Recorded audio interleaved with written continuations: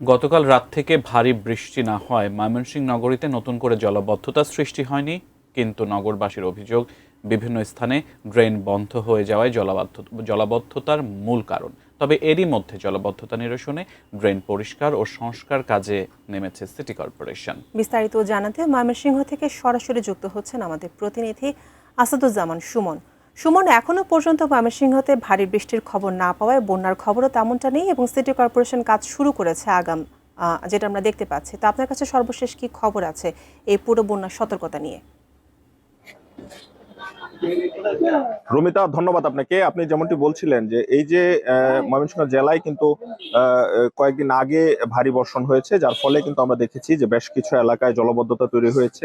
কিন্তু গত 2-3 দিন ধরে কিন্তু কোথাও ভারী বৃষ্টি হয়নি, যার ফলে কিন্তু জলাবদ্ধতার তেমন সৃষ্টি হয়নি। আমি যেটি জানিয়ে রাখি যে এই যে জলাবদ্ধতা এবং ড্রেন বন্ধের যে কারণ সেটিকে যারা সংশ্লিষ্ট রয়েছে তারা কিন্তু বলছেন যে নগরবাসী যারা রয়েছেন এবং যারা বাসিন্দা রয়েছেন তাদের অসচেতনতার কারণে কিন্তু এই ড্রেন বন্ধ হচ্ছে এবং ড্রেনে দিয়ে পানি ভালোভাবে যেতে পারছে না, যার ফলে কিন্তু এই যে জলাবদ্ধতা সেটি সৃষ্টি হচ্ছে। কিন্তু আরেকটি বিষয় জানিয়ে রাখি রমিতা, যে এই বর্ষাকাল আসলেই কিন্তু কর্তৃপক্ষের এক ধরনের তড়িঘড়ি শুরু হয় কাজ করার জন্য, যার ফলে কিন্তু এতে বর্ষাকালে কাজ যেমন ধীরগতি হয় এবং মানুষের ভোগান্তিও কিন্তু অনেক বেশি বাড়ে। তবে এর জন্য কিন্তু একটি যেটি নগর পরিকল্পনাবিদ যারা রয়েছেন তারা যেটি বলছেন যে